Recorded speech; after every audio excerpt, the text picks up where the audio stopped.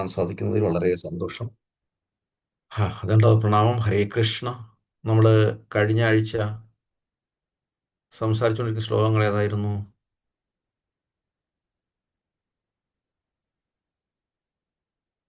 ഹരേ കൃഷ്ണ. ഏത് ശ്ലോകം നമ്മൾ ചൊല്ലിക്കൊണ്ടിരുന്നത്? പറഞ്ഞിട്ട് പോകും. കൃഷ്ണ പ്രഭു രണ്ടാമത്തെ ശ്ലോകമായിരുന്നു ഭാഗവതത്തിലെ. രണ്ടാമത്തെ ശ്ലോകമായിരുന്നു. അതെ. ഏതായിരുന്നു?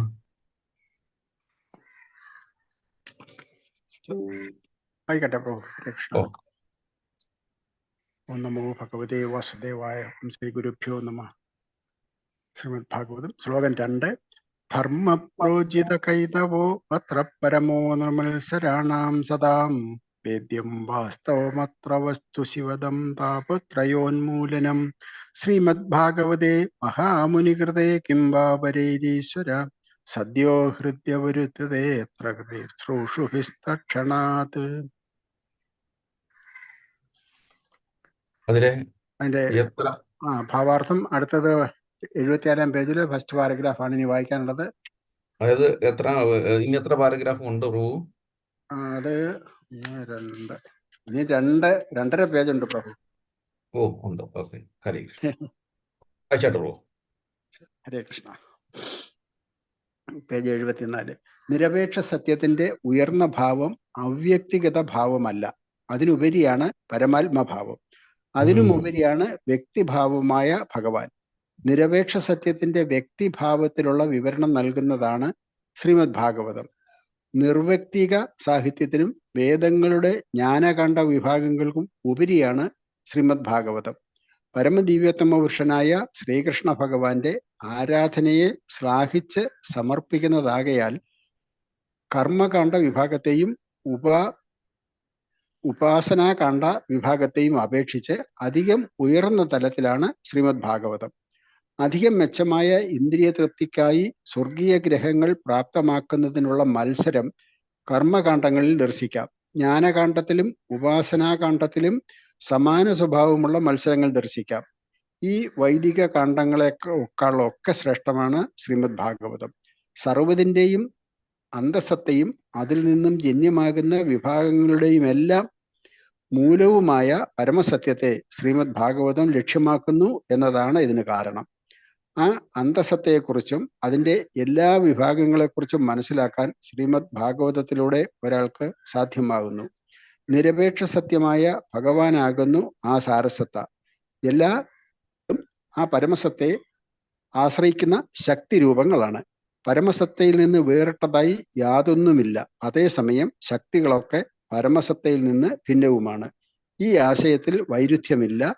ജന്മാദ്യസ്യ എന്ന സൂത്രത്തോടെ ആരംഭിക്കുന്ന വേദാന്ത സൂത്രത്തിന്റെ അചിന്ത്യ ഭേദാഭേദം, ഒരേ സമയം ഏകവും വിഭിന്നവും എന്ന തത്വശാസ്ത്രത്തെ ശ്രീമദ് ഭാഗവതം സ്പഷ്ടമായി പ്രഖ്യാപനം ചെയ്യുന്നു. ഹരേ കൃഷ്ണ പ്രഭു. ഹരേ കൃഷ്ണ. പ്രഥമ സ്കന്ധം വളരെ പ്രധാനപ്പെട്ടതാണ്. വളരെ ഡീറ്റെയിൽ ആയിട്ടാണ് ഓരോ പാരഗ്രാഫും പോകുന്നത്. ശ്രീമദ് മഹാഭാഗവതത്തിൻ്റെ 3 സ്കന്ധങ്ങൾ അത്യാവശ്യം വായിച്ചിരിക്കണമെന്ന് ഗുരുക്കന്മാർ പറയുന്നു. അത് വായിക്കുമ്പോൾ മാത്രമേ അതിൻ്റെ പറയുന്നതിൻ്റെ അർത്ഥം എന്താണെന്നും കൂടി നമുക്ക് മനസ്സിലാവുകയുള്ളൂ. ഹരേ കൃഷ്ണ. വളരെ ശ്രേഷ്ഠമായ ഒരു ദിവസം നമ്മൾ കടന്നുപോയി. ഏതായിരുന്നു?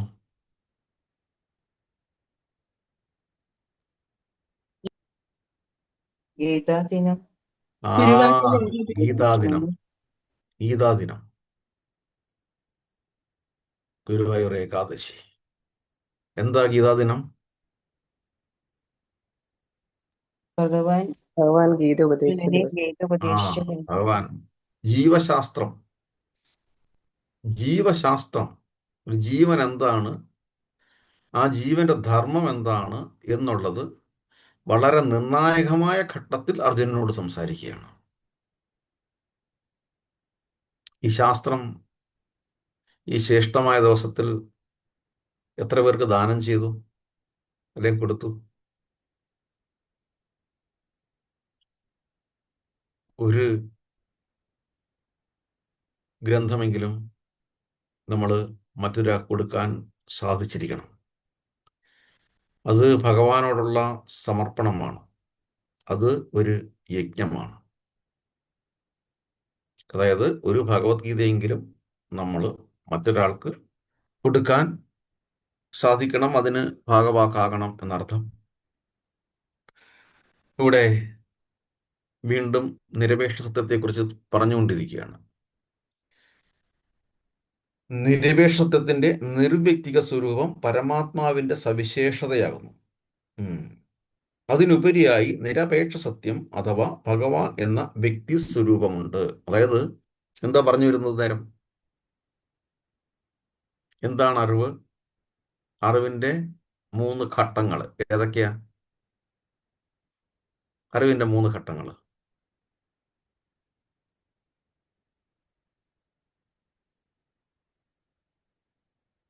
ബ്രഹ്മേതി, ബ്രഹ്മം, പരമാത്മേതി ഭഗവാൻ ആ ഭഗവാൻ ഇതി. പരമാത്മാവ്, ഭഗവാൻ. അതെ, ബ്രഹ്മേതി പരമാത്മേതി ഭഗവാൻ ഇത് ശബ്ദതേ. ഇതാണ് അറിവിന്റെ 3 ഘട്ടങ്ങൾ. ബ്രഹ്മം, അഹം ബ്രഹ്മാസ്മി, പരമാത്മാവ്,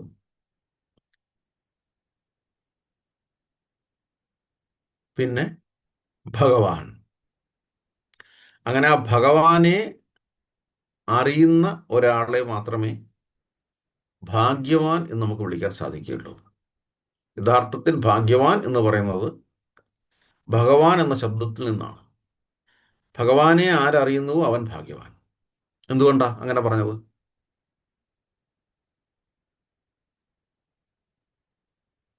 ഏറ്റവും അവൻ ശ്രേഷ്ഠമായ അറിവ് അതായതുകൊണ്ട്. അവൻ ജീവിതത്തിലെ താപത്രയങ്ങളെ ഉന്മൂലനം ചെയ്ത് മുന്നോട്ട് പോകാൻ സാധിച്ചിരിക്കുന്നു. ജീവിത ക്ലേശങ്ങളിൽ നിന്ന് അവൻ മുക്തി നേടിയിരിക്കുന്നത് സാരം. ഇത് തന്നെയാണ് ഭഗവത്ഗീതയിൽ വീണ്ടും വീണ്ടും പറഞ്ഞ് അർജുനനോട് ഭഗവാൻ അവസാനമായി പറഞ്ഞു വച്ചിരിക്കുന്നത്. കർമ്മത്തെക്കുറിച്ചും കർത്താവിനെക്കുറിച്ചും അറിവിനെക്കുറിച്ചും എല്ലാം. ഇതം ഗുഹ്യതമം ശാസ്ത്രം. എവിടെ വരുന്നത്? ഭഗവത്ഗീതയിൽ ഇതം ഗുഹ്യതമം ശാസ്ത്രം.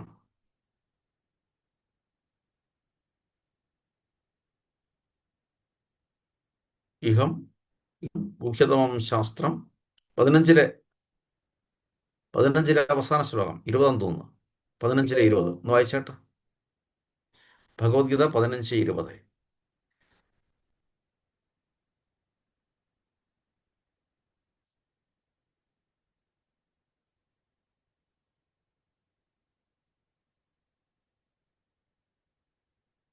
ഉം.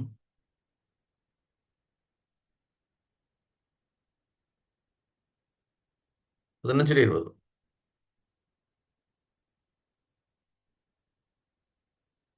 എടുത്തോ? എടുക്കാൻ പറ്റി ഇറങ്ങില്ല. അത് എടുക്കാൻ പറ്റുമോ? ഭഗവത്ഗീത അധ്യായം 15 ശ്ലോകം 20.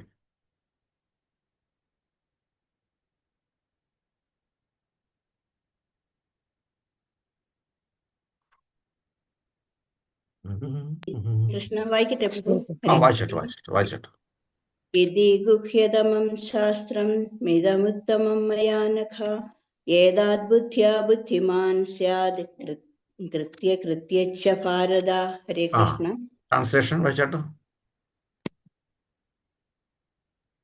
ഹേ പാപരഹിത, ഞാനിപ്പോൾ ഉപദേശിച്ച ഈ ജ്ഞാനം വേദഗ്രന്ഥങ്ങളിലെ അതിരഹസ്യമായ ഭാഗമാണ്. ഇതറിയുമ്പോൾ ബുദ്ധിശാലികളാവും, അവരുടെ പ്രയത്നങ്ങൾക്ക് പൂർണ്ണത കൈവരും. ഹരേ കൃഷ്ണ. അവരുടെ പ്രവർത്തനങ്ങൾക്ക് പൂർണ്ണത കൈവരും. എന്താ പൂർണ്ണത?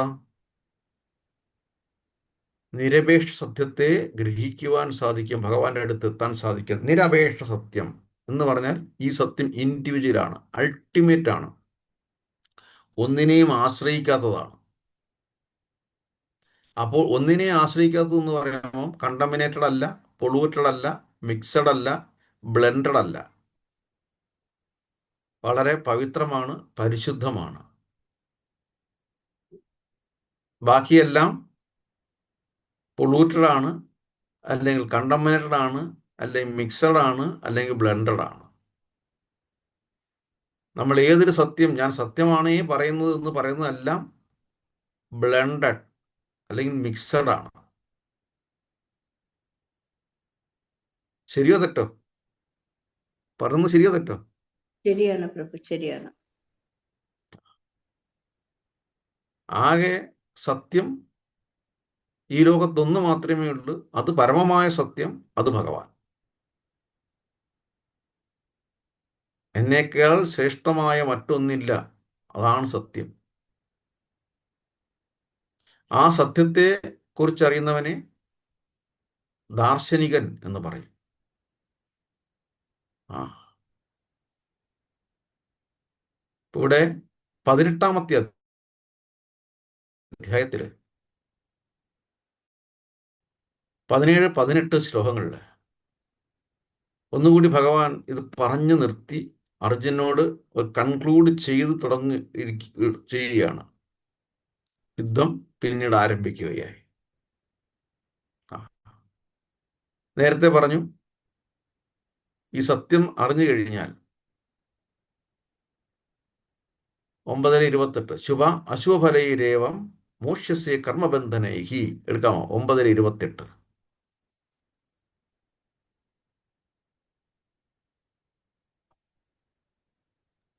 ഹരേ കൃഷ്ണ. ആ ശുഭ ഓം നമോ ഭഗവതേ വാസുദേവായ. ശുഭാശുഭഫലൈരേവം മോക്ഷ്യസ്തേ കർമ്മബന്ധനൈഃ സന്യാസയോഗയുക്താത്മാ വിമുക്തോ മാമുപൈഷ്യസി. ട്രാൻസ്ലേഷൻ. ഹരേ കൃഷ്ണ. വിവർത്തനം ശ്രീല പ്രഭാത് കി ജയ്. ഇങ്ങനെ കർമ്മബന്ധങ്ങളിൽ നിന്നും തജ്ജന്യങ്ങളായ ഗുണദോഷ ഫലങ്ങളിൽ നിന്നും നിനക്ക് സ്വതന്ത്രനാകാം. പരിത്യാഗമെന്ന തത്വം ഉൾക്കൊണ്ട് എന്നിൽ മനസ്സുറപ്പിച്ച് വിമുക്തനായി നിനക്ക് എന്നെ പ്രാപിക്കാം. ഹരേ കൃഷ്ണ. ഹരേ കൃഷ്ണ. നീ ലെഫ്റ്റ് റൈറ്റ് സ്ട്രേറ്റ് ഒന്നും നോക്കേണ്ട ആവശ്യമില്ല. നീ എന്നെ മാത്രം നോക്കിയാൽ മതി. നീ എനിക്കായി മാത്രം കർത്തവ്യം അനുഷ്ഠിച്ചാൽ മതി. എനിക്ക് സമർപ്പിച്ചുകൊണ്ട് മാത്രം നീ കർത്തവ്യം സമർപ്പിച്ചു കഴിഞ്ഞാൽ, അർജുന, ഏതൊരു കർമ്മത്തിനും ശുഭവും അശുഭവുമായിട്ടുള്ള പരിണിത ഫലങ്ങളുണ്ട്. ആ പരിണിത ഫലങ്ങളിലൂടെ പോയി കഴിഞ്ഞാൽ ജീവിതം നിർണായകമായിരിക്കും. പക്ഷേ ഈ പറഞ്ഞതുപോലെ എനിക്ക് മാത്രമായി സമർപ്പിച്ചുകൊണ്ട് മുന്നോട്ട് പോയി കഴിഞ്ഞാൽ ഇങ്ങനെയുള്ള പരിണിത ഫലങ്ങളിൽ നിന്നെല്ലാം ഞാൻ നിന്നെ മാറ്റി നിർത്തി പരിശുദ്ധമായി മുന്നോട്ട് കൊണ്ടുപോകും. അങ്ങനെ നിനക്ക് മോക്ഷം പ്രാപിക്കാം.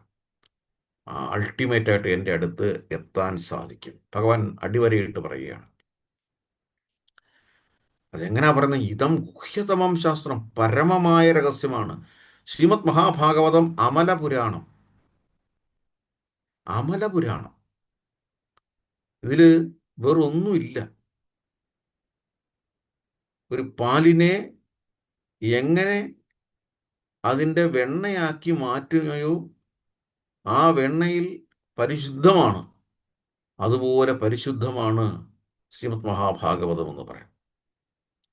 അതുകൊണ്ട് ആ പരിശുദ്ധമായ ഭാഗവതം എല്ലാവർക്കും കിട്ടില്ല. മനസ്സിലാവുന്നുണ്ടോ? ഉണ്ട് പ്രഭു, ഉണ്ട്. എല്ലാവർക്കും കിട്ടത്തില്ല. അതുകൊണ്ട് വായിക്കാൻ സാധിക്കാത്തവർക്കോ അല്ലെങ്കിൽ സത്സംഗങ്ങളിൽ പങ്കെടുക്കാൻ നമ്മൾ പ്രതീക്ഷിച്ചിട്ടും നമ്മൾ വിചാരിച്ചിട്ടും ഇവരൊക്കെ എന്തുകൊണ്ട് ഇപ്പോഴും വരാൻ സാധിക്കുന്നില്ല? സംഭവം ഇതാണ്. ഇത് പരിശുദ്ധമായ ഭഗവാന്റെ പരിശുദ്ധമായ പ്രത്യക്ഷ പ്രതീകമാണ്. അങ്ങനെ അങ്ങോട്ട് പരിശുദ്ധമായത് പരിശുദ്ധി ഉള്ളവർക്കോ അല്ലെങ്കിൽ പരിശുദ്ധി നേടാൻ യോഗ്യതയുള്ളവർക്ക് കിട്ടത്തുള്ളൂ. സർവസ്യജാഹം ഹൃദയസന്നിവിഷ്ടു മത്തസ്മൃതി ജ്ഞാനമവോഹനം ച വേദയിച്ച സർവീർ അഹമേവ വേദ്യു വേദാന്തകൃത് വേദവിദേവചാഹം. വളരെ ഫിസിക്കലി ഒരു അനുഭവം കഴിഞ്ഞ ആഴ്ച ഉണ്ടായി. അതും ഗുരുവായൂർ ഏകാദശി നാളിൽ. നമ്മൾ എല്ലാവരോടും പറയുക, അല്ലെങ്കിൽ നമ്മൾ കേൾക്കും, ഭഗവാൻ സാക്ഷിയായി നിലകൊള്ളുന്നു, ഭഗവാൻ കാണുന്നു, ഭഗവാൻ കേൾക്കുന്നു. ഓ പിന്നെ ചിലർക്കെങ്കിലും എപ്പോഴെങ്കിലും ഒക്കെ തോന്നും, ഓ പിന്നെ ആ ഇതൊക്കെ വെറുതെ എഴുതി വച്ചിരിക്കുന്നതാണ്. മലയാളികളിൽ ഒരു ഭൂരിഭാഗം പേരും എല്ലാ ഏകാദശി എടുത്തില്ലെങ്കിലും ഗുരുവായൂർ ഏകാദശി എടുക്കും. കാര്യം ഗുരുവായൂരപ്പനോട് ഒരു വൈകാരികമായൊരു ബന്ധം. ഒന്നുമല്ലെങ്കിലും പട്ടതിരിപ്പാടിൻ്റെ വാതരോഗം മാറ്റിയതല്ലേ, അപ്പോൾ എൻ്റെയും ജീവിതത്തിൽ അസുഖങ്ങളൊക്കെ ഒന്ന് മാറ്റി കിട്ടത്തില്ലേ? അല്ലേ? ശരിയല്ലേ? ആണോ? അല്ലേ? അങ്ങനെയല്ലേ? അതെ അതെ അതെ അതെ അതെ. അതുകൊണ്ട് തന്നെ അല്ലേ നാരായണീയവും വായിക്കുന്നത്? ആണോ? അല്ലേ? അതാ പറഞ്ഞു നമ്മൾ അറ്റ്ലീസ്റ്റ് ഒരു കൊമേഴ്ഷ്യൽ റിലേഷൻഷിപ്പ് എങ്കിലും സ്ഥാപിച്ചെടുത്തിട്ടുണ്ട്. ആണോ? അൾട്ടിമേറ്റ് ആയിട്ട് റിലേഷൻഷിപ്പ് എടുത്ത് വെച്ചിട്ടുണ്ട്. അത് സ്പിരിച്വൽ ആയിരിക്കാം, അല്ലെങ്കിൽ കൊമേഴ്ഷ്യൽ ആയിരിക്കാം. അല്ലേ? ആണോ? അതെ പ്രഭു. അതുകൊണ്ട് ഗുരുവായൂർ ഏകാദശി നമ്മൾ അനുഷ്ഠിക്കും. ഭഗവാൻ ഈ ഒരു ശാസ്ത്രം, ഈ ഒരു ബയോളജി പറഞ്ഞു കൊടുത്ത ആ ദിവസത്തെ ഗുരുവായൂർ ഏകാദശി എന്ന് വിളിക്കുന്നു. ആ ഒരു ദിവസം വളരെ പവിത്രമാണ്. നമ്മുടെ ഹൃദയം കൊണ്ടോ നമ്മുടെ ശരീരം കൊണ്ടോ നമ്മുടെ മനസ്സുകൊണ്ടോ ഒരിക്കലും കണ്ടംമിനേഷൻ ഉണ്ടാകാൻ പാടില്ല. ആ ദിവസം നമ്മളൊക്കെ ഈ ക്ഷേത്രത്തിൽ പോയി തൊഴുക ഇച്ചിരി ജാള്യത ഉള്ള കൂട്ടത്തിലാണ്. ഭക്തന്മാരുടെ കാര്യമല്ല പറഞ്ഞത്, സാധാരണ ജനത്തിൻ്റെ ഒരു കാര്യമാണ്. ക്ഷേത്രത്തിലോ പോകുന്നത് തൊഴാൻ വേണ്ടിയിട്ടാണ്. ക്ഷേത്രത്തിൽ വരുന്നതും തൊഴാനുള്ളവരാണ്. എങ്കിൽ പോലും തൊഴാൻ വന്നിട്ടുള്ളവരുടെ മുമ്പിൽ പോലും ഭഗവാന്റെ മുന്നിൽ തൊഴുതു നിൽക്കാൻ നമുക്ക് ജാള്യതയാണ്. ആണോ? അല്ലേ? എന്തോ ഒരു നാണക്കേട് പോലെ. അപ്പൊ എന്ത് ചെയ്യും? ഈ ഒരു ലാംഗ്വേജ് എന്താണെന്ന് ഒരിക്കലും മനസ്സിലായിട്ടില്ല. ഭഗവാന്റെ മുന്നിൽ ഈ കാണിക്കുന്ന ലാംഗ്വേജ് എന്താണെന്ന് ഒരിക്കലും മനസ്സിലായിട്ടില്ല. അങ്ങനെ ലാംഗ്വേജേ ഇല്ല ശാസ്ത്രത്തിൽ. ഇതാണ് നമ്മുടെ. അതുകൊണ്ട് തന്നെ പലരും ഒരുമിച്ച് പോകുമ്പോൾ ഞാൻ ഏകാദശിയാണ്, അല്ലെങ്കിൽ ഞാൻ ഇന്ന് വ്രതത്തിലാണ്, അല്ലെങ്കിൽ ഞാൻ വെജിറ്റേറിയൻ ആണെന്ന് പറയാൻ മടിക്കും. അല്ലെങ്കിൽ പറഞ്ഞു കഴിഞ്ഞാൽ തന്നെയും നമ്മളെ അവിടെ ഒറ്റപ്പെടുത്തും. ഇങ്ങനെയല്ലേ കാര്യങ്ങൾ നടക്കുന്നത്? ആണോ? അതെ അതെ ഒറ്റപ്പെടുത്താറുണ്ട്. ഏറ്റവും വലിയ പാപകർമ്മമാണ് അവർ ചെയ്യുന്നത്. കാര്യം ഈ വ്രതം എടുക്കുന്നവരെ സേവനം ചെയ്യാൻ കിട്ടുന്ന വലിയൊരു ധന്യമുഹൂർത്തമാണ് മറ്റുള്ളവർക്ക് കിട്ടുന്നത്. ആ അപ്പോൾ അങ്ങനെ ഒരു കുടുംബം, ആ കുടുംബത്തിലെ ഒരു വ്യക്തി തന്നെ, ഒരു മാതാജി തന്നെ ഇവർ പുറത്തു പോവുകയാണ്. അവധി ദിവസങ്ങളായിരുന്നല്ലോ ഇവിടെ. പുറത്തു പോവുകയാണ്. അപ്പോൾ പുറത്തു പോവുക എന്ന് പറഞ്ഞു കഴിഞ്ഞാൽ അപരിഷ്കൃതമായ ഒരു സംസ്കാരത്തിൽ ഏർപ്പെടുക എന്നർത്ഥം. അതായത് നമ്മളെല്ലാം ഓമന പേരിട്ട് വിളിക്കുന്ന ബാർബിക്യൂ എന്ന് പറഞ്ഞു കഴിഞ്ഞാൽ ഇത് ബാർബേറിയൻ സിവിലൈസേഷൻ, അപരിഷ്കൃതമായ ഒരു സംസ്കാരം. എന്തുവാ കൊണ്ടുപോകുന്നത്? ഏതെങ്കിലും ഇവിടെ കൊണ്ടിട്ട് കനലുണ്ടാക്കി അതിനകത്ത് ഒരു ഡെഡ് ബോഡിയെ കൊടുത്ത് വെക്കുക, അതിനെ ചുട്ടു തിന്നുക. ഇതാണ് എൻജോയ്മെന്റ് എന്ന് പറയുന്നത്.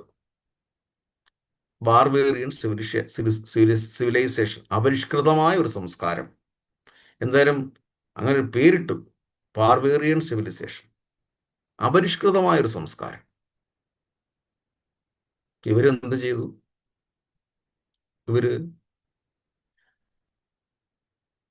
അവർക്ക് വേണ്ടി മാത്രമായിട്ട് കുറെ വെജിറ്റബിൾസ് എടുത്ത് വെച്ചിരുന്നു. രാത്രിയാണ്. ഒരു 2-3 വണ്ടിയുണ്ട്, ഒരു 5-6 കുടുംബക്കാരുണ്ട്. ഒക്കെ പോയി ഏതാണ്ട് റിമോട്ട് ഏരിയയിൽ ചെന്നു. ഗ്രില്ലും എല്ലാം നിരത്തി ആ ഡെഡ് ബോഡിയെ കൊണ്ടുവെക്കാൻ വേണ്ടിയിട്ട് ഡിക്കി പോയി സാധനം എടുത്തുകൊണ്ട് നോക്കുമ്പോൾ സാധനമില്ല. 5 പേരാ വാങ്ങിക്കാൻ പോയത്. 5 പേര് പോയി വാങ്ങി. 5 പേരും ഈ സാധനം എടുക്കാൻ മറന്നു. 5 പേരും ഈ സാധനം എടുക്കാൻ മറന്നു കൗണ്ടറിൽ നിന്ന്. സർവസ്യജാഹം ഹൃത്സന്നിവിഷ്ടോ മത്തസ്മൃതിജ്ഞാനം അവോഹനം ച വേദയിച്ച സർവീർ അഹമേവ വേദ്യു വേദാന്തകൃത് വേദവിദേവചാഹൻ. ഞാൻ ഈ കഥ എന്നോട് പറഞ്ഞപ്പം, പ്രഭു ഇങ്ങനൊരു സംഭവം ഉണ്ടായി എന്ന് പറഞ്ഞപ്പം ആദ്യമേ കൊടുത്ത ശ്ലോകം ഇതാണ്. അർത്ഥം വായിക്കാൻ പറഞ്ഞു. എന്താ അർത്ഥം ഒന്ന് വായിച്ചേ. സർവസ്യജാഹം ഹൃദയസന്നിവിഷ്ടു. ഒരിക്കലും മറക്കാൻ പാടില്ലാത്തൊരു ശ്ലോകമാണ്.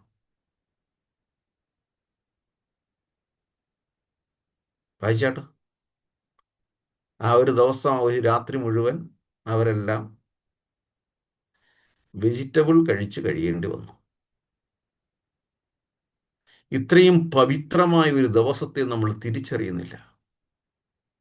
ആ പവിത്രമായ ദിവസത്തെ നമ്മളിങ്ങനെ പൊല്യൂട്ടഡാക്കുമ്പോൾ നമ്മൾ ഏറ്റവും വലിയ മഹാപാപമാണ് ചെയ്യുന്ന കാര്യം. നമ്മുടെ ഹൃദയത്തിലിരിക്കുന്ന ഈ ശരീരം ഒരു ക്ഷേത്രമാണ്. കഴിഞ്ഞ ദിവസങ്ങളിൽ നമ്മൾ പറഞ്ഞു, ആ ക്ഷേത്രത്തിലിരിക്കുന്ന അർച്ചാവിഗ്രഹമാണ് പരമാത്മാവ് എന്ന് പറയുന്നത്. ആ പരമാത്മാവിനെ ഗൗനിക്കാതെ നമ്മളതിനെ ഒരു ശവപ്പറമ്പായി മാറ്റാൻ ശ്രമിച്ചു. എന്ന് മാത്രമല്ല, കൂടെ ഒരു ഭക്തയുണ്ട്. ആ ഭക്തിയെ ഇഗ്നർ ചെയ്തിട്ട് അവരുടെ മുന്നിൽ ശവം കൊണ്ട് ആഘോഷിക്കാൻ തീരുമാനിച്ചു. ഭഗവാൻ അവിടെ നോക്കി നിന്നില്ല. ഈ 5 പേർക്കും മറവി കൊടുത്തു. അപ്പൊ ആർക്കും അങ്ങോട്ടും ഇങ്ങോട്ടും ബ്ലെയിം ചെയ്യാൻ പറ്റത്തില്ല. നീ എടുത്തില്ലേ, നീ കൗണ്ടറിൽ ഉണ്ടായിരുന്നില്ലേ, ഇല്ല, വേണ്ട, ആ തർക്കങ്ങളൊന്നും വേണ്ട. എന്താ മനസ്സിലായത്? ഭഗവത്ഗീത ശ്ലോകം എന്താ അർത്ഥം? സർവ്വജീവികളുടെയും ഹൃദയത്തിൽ ഞാൻ വാഴുന്നു. ആ, പരമാത്മാവായി സ്തുതി ചെയ്യുന്നു. അതിൽ നിന്ന് ബുദ്ധിയും സ്മരണയും ജ്ഞാനവും മറവിയും എന്നിൽ നിന്നുളവാകുന്നു. ബുദ്ധിയും ജ്ഞാനവും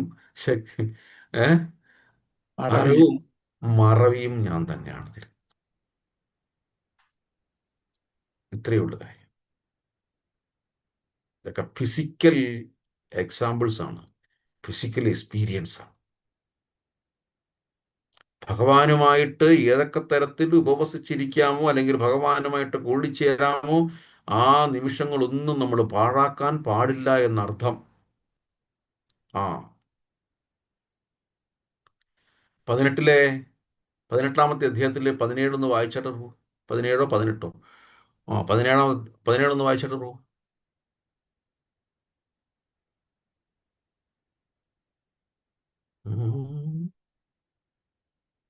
17 അല്ലേ? ശ്രദ്ധയാ പറയാതാണോ പ്രഭുജി?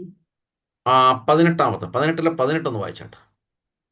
സത്കാരമാന പൂജാർത്ഥം അതാണോ പ്രഭുജി? എന്തോ പ്രഭുജി വായിക്കുന്ന പ്രഭു വായിക്കുന്നു. ജ്ഞാനം ജ്ഞേയം പരിജ്ഞാത ത്രിവിധ കർമ്മചോദനാഹ കാരണം കർമ്മകർത്തേതി ത്രിവിധ കർമ്മ സംഗ്രഹാഹ. വായിച്ചാട്ടെ 18. ഹരേ കൃഷ്ണ പ്രഭുജി. ഹരേ കൃഷ്ണ. ഓം നമോ ഭഗവതേ വാസുദേവായ. ജ്ഞാനം ജ്ഞേയം പരിജ്ഞാത ത്രിവിധ കർമ്മചോദന കരണം കർമ്മ കർത്തേതി ത്രിവിധ കർമ്മ സംഗ്രഹ. ഹരേ കൃഷ്ണ. ട്രാൻസ്ലേഷൻ. ജ്ഞാനം, ജ്ഞാനവിഷയം, ജ്ഞാനി എന്നീ 3 ഘടകങ്ങളാണ് കർമ്മത്തിന് പ്രേരകങ്ങൾ. ഇന്ദ്രിയങ്ങൾ, കർമ്മം, കർത്താവ് എന്നിവ അതിന്റെ ഘടകങ്ങളും. ഹരേ കൃഷ്ണ. ഹരേ കൃഷ്ണ. ഇതിന്റെ രത്ന ചുരുക്കമാണ് ശ്രീമദ് മഹാഭാഗവത്. വ്യാസമഹർഷി വളരെ ദുഃഖിതമായിട്ടിരിക്കുന്ന ഒരു സമയത്ത്, എന്തോ മനസ്സിനെ അലട്ടുന്നൊരു സമയത്ത്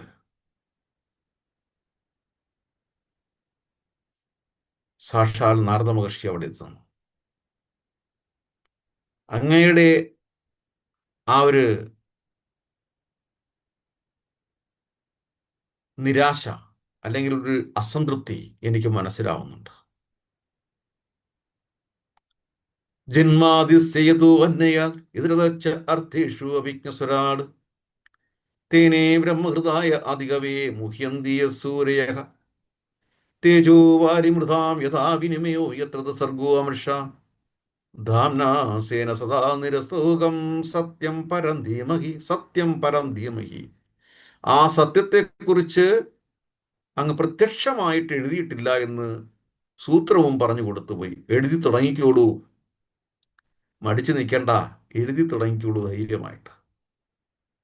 അങ്ങനെ നമ്മുടെ പക്കൽ 18,000 ശ്ലോകങ്ങളോടുകൂടിയ ആ ദർശനം, ആ പരമമായ ശാസ്ത്രം, അമരപുരാണം, ശ്രീമദ് മഹാഭാഗവതം ഗുരുക്കന്മാരുടെ കൃപയോടെ നമ്മുടെ നമ്മുടെ കൈകളിലെത്തി.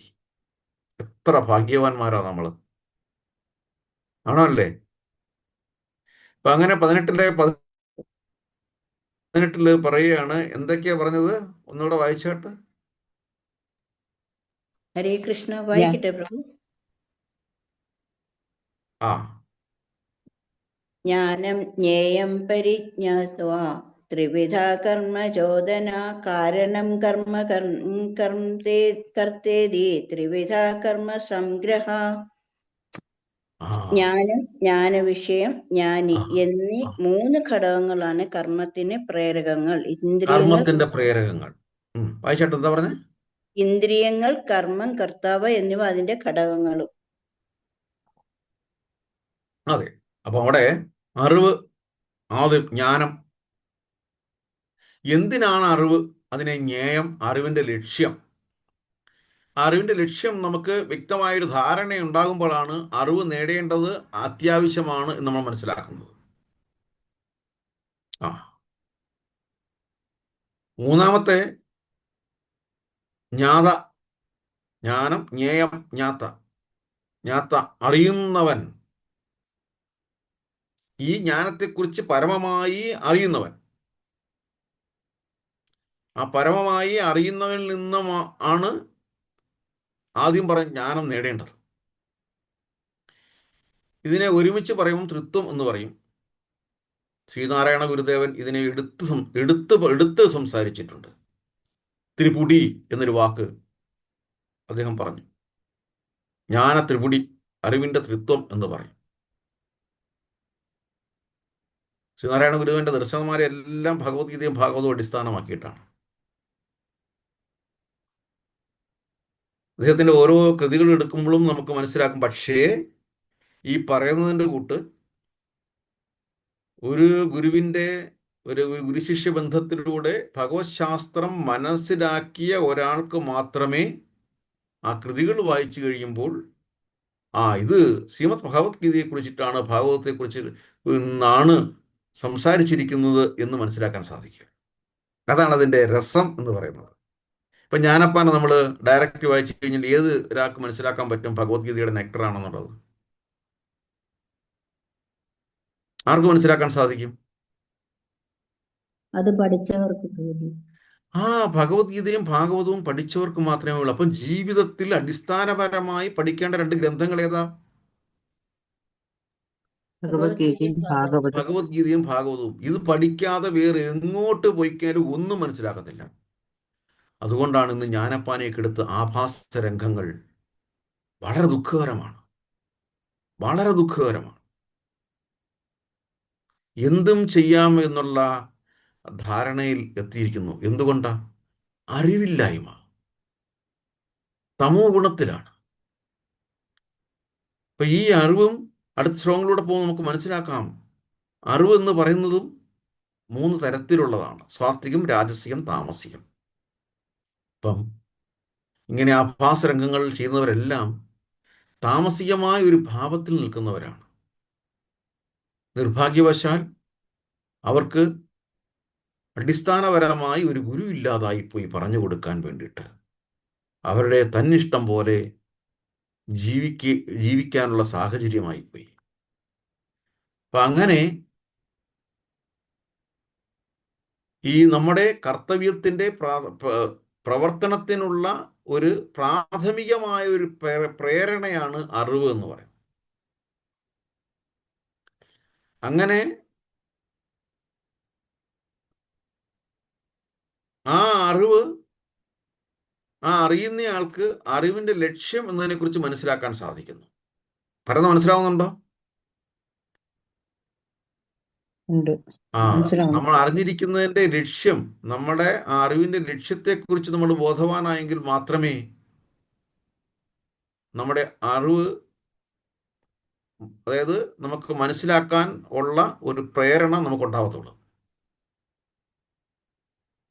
ആ ഇപ്പം നമ്മൾ ഏത് നില ചെന്ന് കഴിഞ്ഞാലും, കായിക മേഖലയിലാണെങ്കിലും, അല്ലെങ്കിൽ നമ്മുടെ ഔദ്യോഗിക ജീവിതത്തിലാണെങ്കിലും, നമ്മുടെ വിവാഹ ഗാർഹസ്ഥ്യ ജീവിതത്തിലാണെങ്കിലും, അതിൻ്റെ ലക്ഷ്യം എന്തെന്ന് ശരിയായ രീതിയിൽ അറിയുമ്പോൾ മാത്രമേ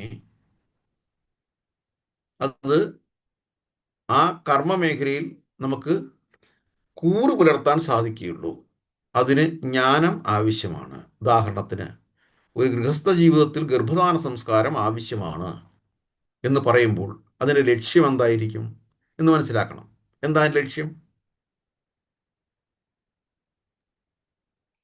എന്താ ലക്ഷ്യം?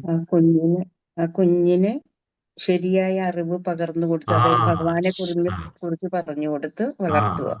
ശരിയായ ദിശാബോധം ഉണ്ടാക്കിയെടുക്കുന്ന ഒരു തലമുറയായിരിക്കണം, അല്ലേ?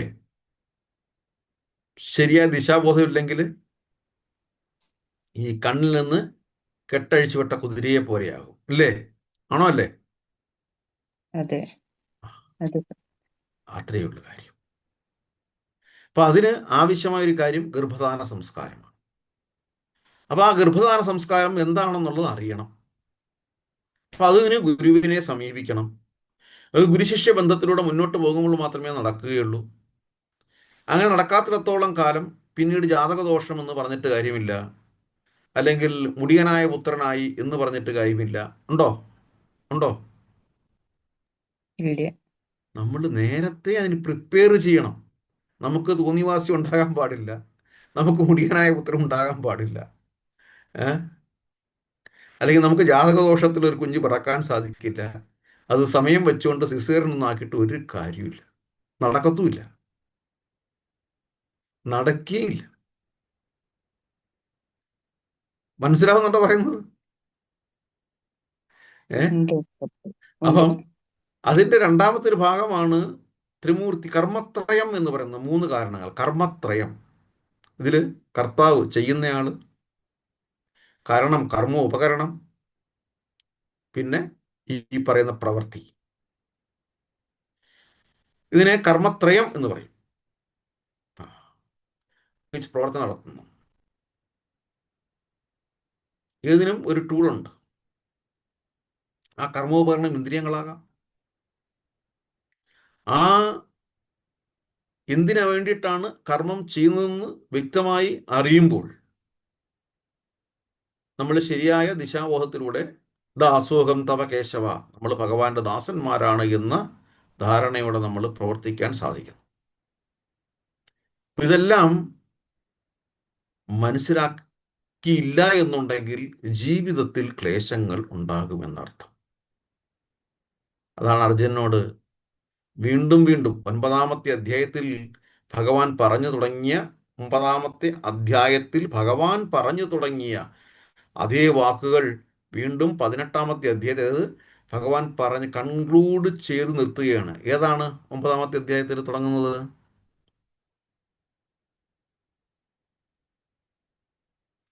ഒമ്പതിലൊന്ന്.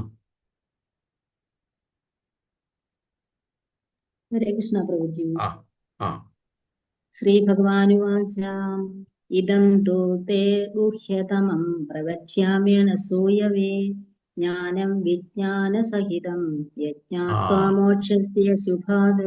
ഹരേ കൃഷ്ണ. വായിച്ചോട്ടെ ആ ട്രാൻസ്ലേഷൻ. ശ്രീ ഭഗവാൻ പറഞ്ഞു, പ്രിയപ്പെട്ട അർജുന, നീ ഒരിക്കലും എന്നിൽ അസൂയാലുവായിട്ടില്ല. അതിനാൽ അതീവ രഹസ്യമായ ഈ ജ്ഞാനവും വിജ്ഞാനവും നിന്നെ ഗ്രഹിപ്പിക്കാം. ഇതറിഞ്ഞാൽ ഭൗതിക ജീവിത ക്ലേശങ്ങളിൽ നിന്ന് നീ മുക്തനാകും. ഹരേ കൃഷ്ണ. ഇതറിഞ്ഞു കഴിഞ്ഞാൽ ഭൗതിക ക്ലേശങ്ങളിൽ നിന്ന് നമ്മൾ മുക്തമാവും. ഇത്രയേ ഉള്ളൂ കാര്യം. വളരെ ഗുഹ്യതമമായ ശാസ്ത്രമാണ്, ഗൂഢമായ ശാസ്ത്രമാണ്. ജീവിതത്തിൽ നിന്ന് രക്ഷപ്പെടാൻ തീരുമാനിച്ചിട്ടുള്ളവർക്ക് മാത്രമേ ഇത് സാധിക്കുകയുള്ളൂ. ഒരു ജ്യോത്സ്യന്മാരെയും കണ്ടിട്ട് കാര്യമില്ല, ഒന്നും കാര്യമില്ല. ജ്യോത്സ്യന്മാർ ഭാഗവതം വായിക്കുന്നിടത്ത് ചോദിക്കും പ്രതിവിധി എന്താണ്, സത്യം പറയുക. എത്ര ജ്യോത്സ്യന്മാരെ വിളിച്ച് ചോദിച്ചിട്ടുണ്ട്. പ്രഭു അന്ന് പറഞ്ഞ ശ്ലോകം ഇങ്ങോട്ട് എടുത്തു തരണേന്ന് പറയും. സത്യം. ഒരുപാട് ഫിസിക്കൽ എക്സ്പീരിയൻസ് ഉണ്ട്. ശ്ലോകം പറഞ്ഞു കൊടുക്കും. ആ ശ്ലോകം ആണ് പിന്നീട് വരുന്ന പേഷ്യൻറ്റിനെ, അതായത് ജ്യോത്സ്യനെ കാണാൻ വരുന്ന ആ ആളിനെ പറഞ്ഞു കൊടുക്കുന്നത്. അത് കൊണ്ടുപോയി സാക്ഷാത്കരിച്ചിട്ടുണ്ട്. ജ്യോത്സ്യന് സന്തോഷമാവും, വീണ്ടും ചോദിക്കും. സത്യമാ പറയുന്നത്. അപ്പം ഭാഗവതം കൂടാതെ, ഭഗവത്ഗീത കൂടാതെ ജീവിതത്തിൽ ഒരു രക്ഷപ്പെടലും ഇല്ല എന്നർത്ഥം. പ്രാക്ടിക്കലാണ്. അതുകൊണ്ട് പരമമായ പവിത്രമായ ഈ ശാസ്ത്രം വളരെ രസമാണ്. ദേവഹൂതി വിഷമിക്കുകയാണ്. എന്താ ദേവഹൂതി വിഷമിച്ചത്? എന്താ ദേവഹൂതി വിഷമിച്ചേ? അമ്മ പേടിക്കണ്ടമ്മ, അമ്മ ഭയപ്പെടേണ്ടമ്മ, അമ്മ സന്തോഷവതിയായിട്ടിരിക്കൂ, അച്ഛൻ പൊയ്ക്കൊള്ളട്ടെ. അച്ഛൻ ഗൃഹസ്ഥ ജീവിതം ഉപേക്ഷിച്ച് പോവുകയാണ്. സമയം കഴിഞ്ഞു, ഇനി അവിടെ നിൽക്കേണ്ട ആവശ്യമില്ല. ആരാ ആരാ കപിലഭവൻ. ആ കപിലമുനി അമ്മയെടുത്ത് പറയാണ്, കർദമമുനി പോയി അവിടെ. അമ്മ ഒറ്റയ്ക്കായി പോയി. അപ്പോൾ നമ്മുടെ ജീവിതത്തിൽ ഒരു ഘട്ടത്തിൽ പ്രായമായ മാതാപിതാക്കളെ ഇത്തരത്തിൽ സംരക്ഷിക്കേണ്ട ഒരു കടമ ആർക്കുണ്ട്? മക്കൾക്ക്. മക്കൾക്കുണ്ട്. ആ മക്കൾ ആ ഒരു തരത്തിലേക്ക് വരണമെന്നുണ്ടെങ്കിൽ എന്ത് ചെയ്യണം? ഭഗവാനെ അറിയണം. ആ കുഞ്ഞിനെ അതുപോലെ വളർന്നു വന്നെങ്കിൽ മാത്രമേ സാധിക്കത്തുള്ളൂ. ഇല്ലേ? ഇല്ലേ? തൃതീയ സ്കന്ധം അതെ. 25-ാമത്തെ അധ്യായം 14-15 ശ്ലോകം എടുത്താൽ.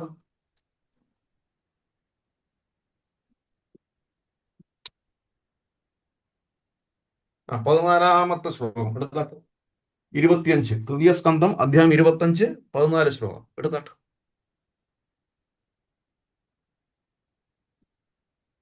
അതുകൊണ്ട് തന്നെയാണ് വീണ്ടും പറയുന്നത്, നാരായണായ നമ, നാരായണായ നമ, നാരായണായ നമ, നാരായണായ നമ എന്നുള്ള മന്ത്രപദം ആരെങ്കിലും ജപതു തീരും, ചേരും മുകുന്ദപദം.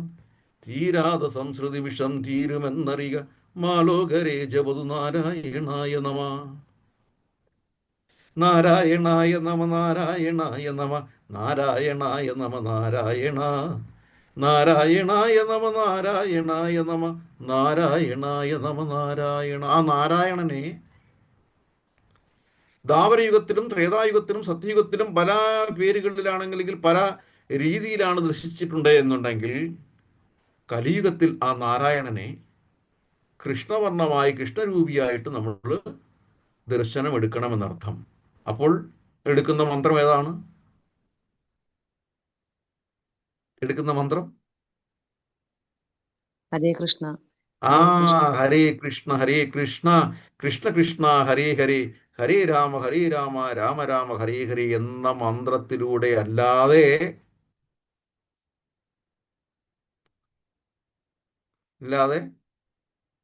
ആ ഒരു രക്ഷയും കിട്ടില്ല. ഒരു രക്ഷയുമില്ല. ഹരേർ നാമ, ഹരേർ നാമ, ഹരേർ നാമ ഇവ കേവലം കലോ നാസ്തൈവ നാസ്തൈവ നാസ്തൈവ ഗതിരന്യത. ഒന്നുമില്ല. എടുത്തോ, ശ്ലോകം എടുത്തോ. തമിമം തേ പ്രവശ്യാമി യമോജം പുരാനഹേ, ഋഷീണാം ശ്രോതു കാമാനാം യോഗം സർവാംഗനൈപുണം. എടുത്തോ. ലോക എത്രാമത്തെ പ്രഭുജി? 3 തൃതീയ സ്കന്ധം 2-ാം ഭാഗം വരും. തൃതീയ സ്കന്ധത്തിലെ 2-ാം ഭാഗത്ത് കാണുന്നത് 25-14 ശ്ലോകം. തമിമം തേ പ്രവശ്യാമി യമവോചം പുരാനഖേ. ആ വീണ്ടും അവിടെ അനഘേ പുരാനഖേ. ഉം. ഹരേ നോക്കണം കൃഷ്ണ. അർജുനനെ എങ്ങനെ അർജുനനെ നമ്മൾ വായിച്ചു 15 അനഘ നമ്മൾ വായിച്ചു അല്ലേ? പരിശുദ്ധമായവൻ. ഇവിടെ ഹരേ അതുപോലെ കൃഷ്ണ തന്നെയാണ് പ്രഭു. സംബോധന ചെയ്യുന്നത്. വായിച്ചാട്ടെ. ഹരേ കൃഷ്ണ. ഓം ആ നമോ ഭഗവതേ വാസുദേവായ. ശ്ലോകം 14 അല്ലേ പ്രഭുജി? അതെ. തമിമം തേ പ്രവശ്യാമി യമവോചം പുരാനഘേ ഋഷീണാം ശ്രോതുകാമാനാം യോഗം സർവാംഗനൈപുണം. ആ ഹരേ കൃഷ്ണ. വിവർത്തനം വായിച്ചാട്ടെ. വിവർത്തനം. ശ്രീല പ്രഭുപാദ് കി ജയ്. ഉം. ഓ അങ്ങേയറ്റം ധർമ്മിഷ്ഠയായ മാതാവേ, ഞാൻ മുമ്പ് മുനിമാർക്ക് വിവരിച്ചു കൊടുത്തിട്ടുള്ള യോഗ സമ്പ്രദായം ഇപ്പോൾ ഭവതിക്ക് വിശദീകരിച്ചു തരാം. അത് ഉം. എല്ലാ തരത്തിലും പ്രായോഗികവും സേവനം ചെയ്യാൻ സൗകര്യപ്രദവുമാണ്. ആ ഹരേ എല്ലാ കൃഷ്ണ. തരത്തിലും പ്രായോഗികവും സേവനം ചെയ്യാൻ സൗകര്യപ്രദവുമാണ്. ഒരു വിഷമവുമില്ല. അങ്ങേയറ്റം ധർമ്മിഷ്ഠയായ മാതാവേ, പേടിക്കേണ്ട. ഞാൻ ഈ യോഗ സമ്പ്രദായം അത് തന്നെയല്ലേ ഭഗവത്ഗീത. യോഗ സമ്പ്രദായം എല്ലാം യോഗമാണ്. ഇഹം ഗുഹ്യതമം ശാസ്ത്രം. എൻ്റെ ഭാവാർത്ഥം കുറച്ചേ വായിച്ചാട്ടെ. നല്ല രസമാണ്. ഹരേ കൃഷ്ണ. ആ ഓ നമോ ഭഗവതേ വാസുദേവായ. ശ്രീല പ്രഭുപാദ് കി ജയ്. ഭാവാർത്ഥം: ഭഗവാൻ പുതിയൊരു യോഗ സമ്പ്രദായം ആവിഷ്കരിക്കുന്നില്ല. ചിലപ്പോൾ ഏതെങ്കിലും ഒരുവൻ ഈശ്വരന്റെ അവതാരമായി പ്രത്യക്ഷപ്പെട്ടെന്നും ആത്യന്തിക സത്യത്തെപ്പറ്റി പുതിയൊരു ദൈവശാസ്ത്ര ദർശനം വ്യാഖ്യാനിച്ചെന്നും ചിലർ അവകാശപ്പെട്ടേക്കാം. ഉം. പക്ഷേ കപിലമുനി സ്വയം ഭഗവാനായിട്ടും അദ്ദേഹത്തിന് സ്വന്തം മാതാവിന് വേണ്ടി പുതിയൊരു സിദ്ധാന്തം സൃഷ്ടിക്കാൻ കഴിവുണ്ടായിട്ടും അദ്ദേഹം അതിന് തുനിയാതെ മാതാവിനോട് പറയുന്നു, പണ്ട് മഹാമുനിമാർക്കും ശ്രവിക്കുവാൻ ആകാംക്ഷയുണ്ടായിരുന്നതും ഞാൻ അവർക്ക് വിശദീകരിച്ചു കൊടുത്തതുമായ പുരാതന സമ്പ്രദായം ഇപ്പോൾ വിവരിക്കാം. നമുക്ക് വൈദിക നോക്കണം, സൂര്യദേവന് ഉപദേശിച്ചു കൊടുത്ത അതേ ശാസ്ത്രം തന്നെയാണ് അർജുനന് ഉപദേശിച്ചു കൊടുത്തത്. കാലഘട്ടം മാറി, അതുകൊണ്ട് ശാസ്ത്രം മാറും. നമ്മൾ നാടിനൊപ്പം നീങ്ങണം, അല്ലെങ്കിൽ നാടോടുമ്പം നടുവേ ഓടണമെന്നൊന്നും ഭഗവാൻ പറഞ്ഞില്ല. ശാസ്ത്രത്തെ നമുക്ക് മാറ്റാനേ സാധിക്കില്ല. വായിച്ചേട്ടെ. നമുക്ക് വൈദിക ശാസ്ത്രത്തിൽ പരമശ്രേഷ്ഠമായൊരു പ്രക്രിയ നിലവിലുള്ളപ്പോൾ നിഷ്കളങ്കരായ ജനങ്ങളെ തെറ്റായി നയിക്കുവാൻ മാത്രം ഉപകരിക്കുന്ന ഒരു സമ്പ്രദായം കെട്ടിച്ചമയ്ക്കേണ്ട യാതൊരു ആവശ്യവുമില്ല. നിലവാരമുള്ള സമ്പ്രദായത്തെ നിരാകരിക്കുകയും പുതിയതായി കണ്ടുപിടിക്കപ്പെട്ട പ്രക്രിയ എന്ന പേരിൽ വ്യാജ സമ്പ്രദായങ്ങൾ ചമയ്ക്കുകയും ചെയ്യുന്നത് എന്നൊരു രീതിയായിട്ടുണ്ട്. ഹരേ കൃഷ്ണ. ഇതാണ് നടന്നുകൊണ്ടിരിക്കുന്നത്. അവരെല്ലാം മണ്ടന്മാരാണെന്ന് ഭഗവാൻ പറയുന്നു. അവരെല്ലാം മണ്ടന്മാരാണ്, തോന്നിവാസികളാണ്. സമ്പ്രദായത്തിലൂടെ വേണം പോകാൻ. ആ സമ്പ്രദായമാണ് ശ്രീമദ് മഹാഭാഗവതം എന്ന് പറയുന്നത്. അതുതന്നെയാണ് കപില മുനി സ്വന്തം മാതാവിനോട് പറഞ്ഞു കൊടുക്കുന്നത്. എന്ത് രസമാണ്! അതേ ശാസ്ത്രം തന്നെയാണ് അർജുനന് ഭഗവാൻ പറഞ്ഞു കൊടുത്തത്. അതേ ശാസ്ത്രം തന്നെയാണ് സൃഷ്ടിക്കായി ബ്രഹ്മാവ് ഒരുങ്ങിയപ്പോൾ ബ്രഹ്മാവിനും പറഞ്ഞു കൊടുത്തത്. ആ ഒരു ശ്ലോകത്തോടെ നമുക്ക് നിർത്താം. ശ്രീമദ് മഹാഭാഗവതം 2ാം സ്കന്ധം 9-ാമത്തെ അധ്യായം 31 ശ്ലോകം എടുത്തിട്ട് 2:9-31.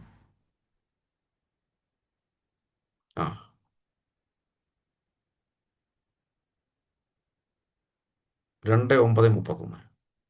ശ്രീഭഗവാനുവാച ജ്ഞാനം പരമഗുഹ്യം മേ യദ്വിജ്ഞാനം സമാൻവിതം സരഹസ്യാന്ത അംഗം ച. ഹരേ കൃഷ്ണ.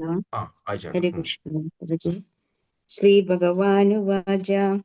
ഓം നമോ ഭഗവതേ വാസുദേവായ.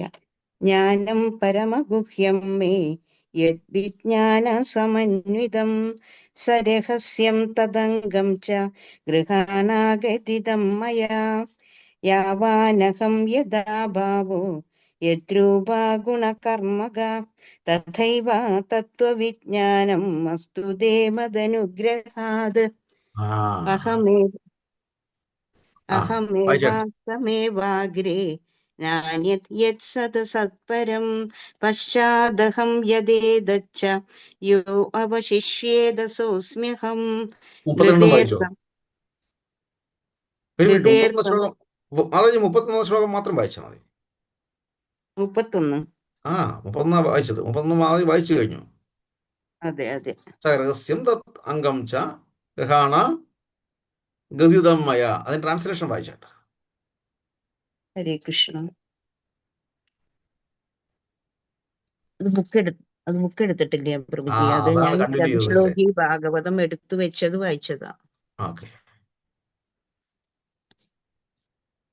ആ അതിന്റെ ട്രാൻസ്ലേഷൻ ആരുടെയും കയ്യിലുണ്ടോ?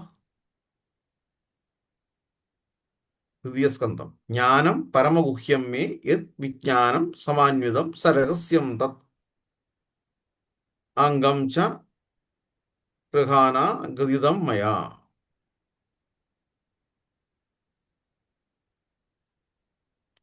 ഈ ഒരു ജ്ഞാനം എന്ന് പറയുന്നത് ഞാൻ അറിയാവുന്ന രീതിയിൽ മലയാളം പറയാം. ഈ ജ്ഞാനം എന്ന് പറയുന്നത് വളരെ ഗുഹ്യമായ ശാസ്ത്രമാണ്. ഇത് ഭക്തിയുത സേവനത്തിലൂടെ മാത്രമേ ഗ്രഹിക്കാൻ സാധിക്കുകയുള്ളൂ. ആ അതുകൊണ്ട് ഈ ഒരു പ്രോസസ്സിങ് ഞാൻ തന്നെ നേരിട്ട് വിശദീകരിച്ചു തരുന്നു. അത് വളരെ വളരെ വളരെ കെയർഫുള്ളായിട്ട് കാര്യക്ഷമമായി അത് എടുക്കുക ജീവിതത്തിൽ എന്ന് ഭഗവാൻ ബ്രഹ്മാവിനോട് ഉപദേശിച്ചു നിർത്തുകയാണ്. 4 ചോദ്യങ്ങളായിരുന്നു ബ്രഹ്മാവനുണ്ടായിരുന്നത്. ആ ബ്രഹ്മാവിന്റെ 4 ചോദ്യങ്ങൾ ഏതൊക്കെയാണ് അറിയാമോ? ബ്രഹ്മാവിന് 4 ചോദ്യങ്ങൾ.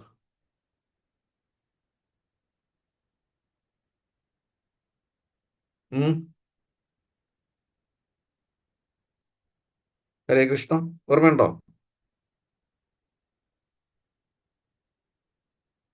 സമയം കഴിയാറായി. ശരി, ബ്രഹ്മാവിന്റെ 4 ചോദ്യങ്ങൾ അടുത്ത ആഴ്ചത്തേക്കായിട്ട് മാറ്റിവെക്കാം. വാഞ്ചാകൽപതരൂപ കൃപാസന്ധൂപ്യേവ പ്രതിദാനാം പാവനേപ്യ വൈഷ്ണവിപ്യ നമോ നമഃ. കാര്യം നേരത്തെ നിർത്തത്. എന്തെങ്കിലും കാര്യങ്ങൾ ഇന്ന് സംസാരിച്ച വിഷയത്തെക്കുറിച്ച് വാദപ്രതിവാദങ്ങളോ ഒബ്ജക്ഷൻ യുവർ ഓണറോ എന്തെങ്കിലും ഉണ്ടെങ്കിൽ സംസാരിക്കാൻ പറയാം. ഹരേ കൃഷ്ണ.